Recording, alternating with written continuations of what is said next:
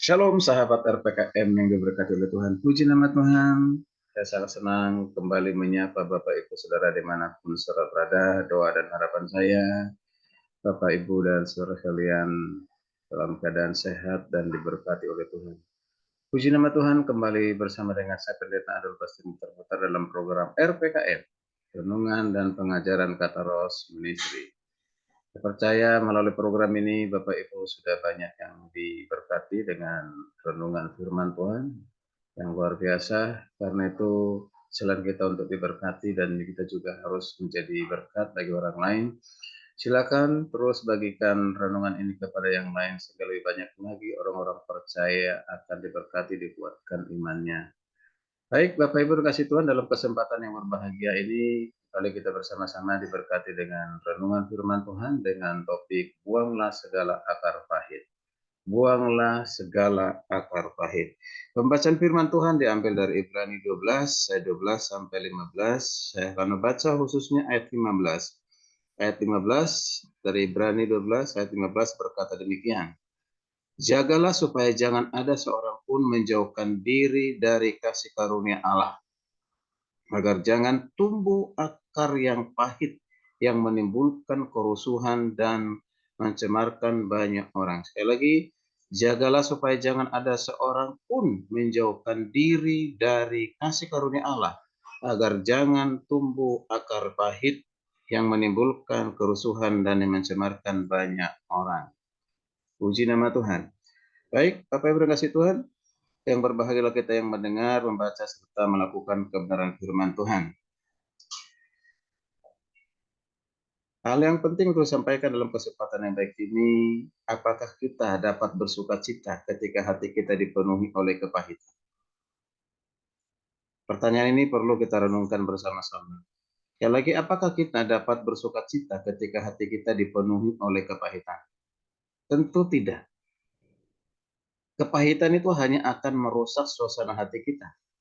Sukacita pun sirna dan beban hidup serasa semakin berat. Namun apa yang dikatakan oleh Tuhan Yesus di dalam Matius 11 ayat 28? Firman Tuhan berkata demikian, marilah kepadaku semua yang letih lesu dan berbeban berat.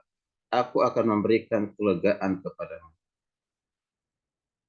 Bapak Ibu saudara kasih Tuhan, bila saat ini kita sedang berbeban berat, biarlah kita tidak menanggungnya sendiri, tetapi kita serahkan kepada Tuhan. Karena bagi Dia tidak ada yang mustahil. Ya lagi karena bagi Tuhan tidak ada yang mustahil.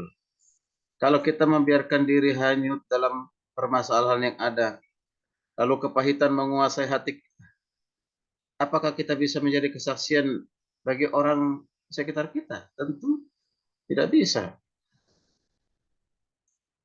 Perlakuan yang tidak baik, tindakan semena-mena, merendahkan, memfitnah, menyakiti, melontarkan kata-kata kotor, dan sebagainya.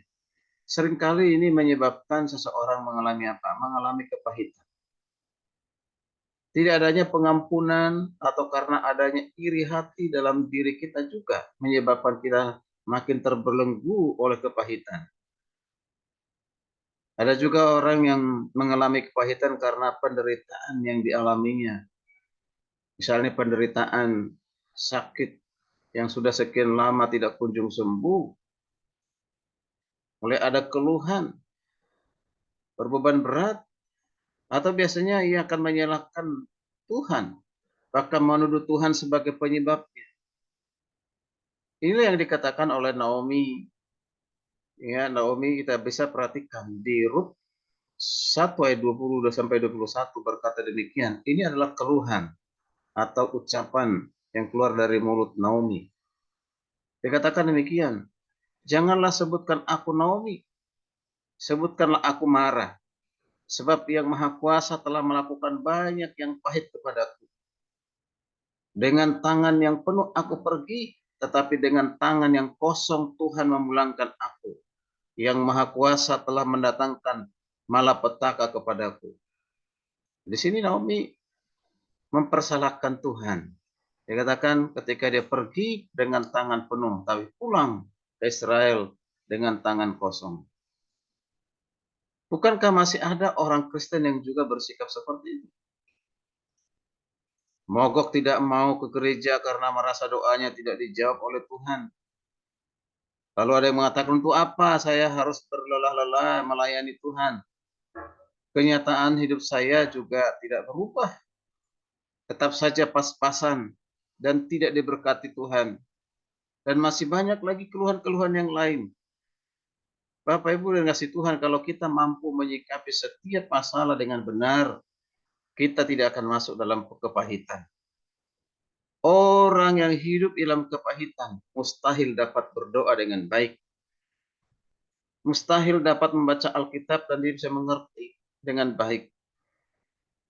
Kepahitan itu semakin membuat orang menjadi tawanan dosa. Ingat ini, kepahitan membuat seseorang menjadi tawanan dosa.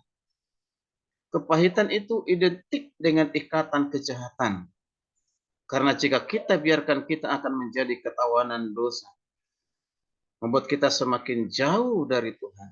Tidak membuat kita semakin dekat dengan Tuhan itu, tapi membuat kita semakin terpisah dari Tuhan.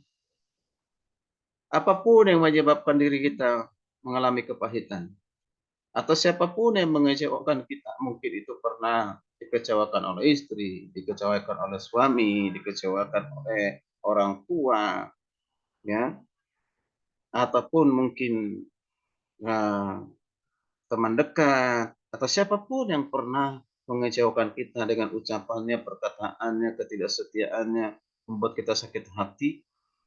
Jangan simpan sakit hati itu dengan berlama-lama. Jangan simpan amarah itu dengan waktu yang lama. Lepaskan pengampunan supaya engkau tidak mengalami kepahitan. Kepahitan itu adalah penghalang berkatmu. Kepahitan sekali lagi penghalang engkau berdoa. Kepahitan itu membuat engkau tidak dapat mengerti firman Tuhan dengan baik. Lepaskan pengampunan, maka engkau akan mengalami sukacita. Di akhir renungan ini saya menyampaikan, kepahitan adalah senjata yang digunakan oleh iblis untuk menghancurkan kehidupan saudara. Sekali lagi, kepahitan adalah senjata yang digunakan iblis untuk menghancurkan kehidupan kita. Tentu kita tidak mau hancur. Kalau tidak mau hancur, ya jangan simpan kepahitan. Buanglah akar segala kepahitan dari hidup kita.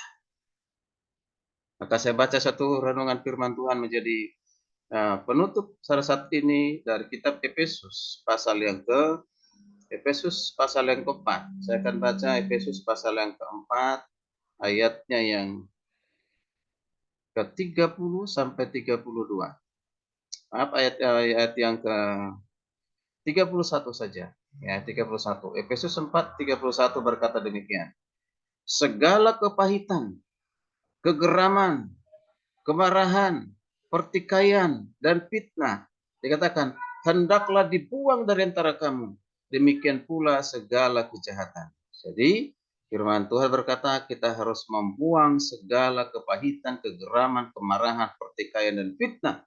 Dibuang dari antara kita. Dilepaskan daripada kita. Jangan dipelihara itu akan merusak kehidupan kita. Puji nama Tuhan, sekali lagi, Bapak Ibu kasih Tuhan, buanglah segala akar pahit yang ada dalam kehidupan kita. Lepaskan itu. Supaya engkau bersuka cita. Supaya kita terus boleh bertumbuh di dalam kasih. Bertumbuh terus dalam kebenaran. Semakin dewasa dalam Kristus. Puji nama Tuhan, kiranya renungan ini boleh menjadi berkat bagi kita sekalian. Jangan lupa di-like, di-respon, dan juga dibagikan kepada yang lain sehingga lebih banyak lagi orang-orang percaya diberkati, terutama mereka yang saat ini sedang mengalami kepahitan, mereka pun lepas dari segala kepahitan itu.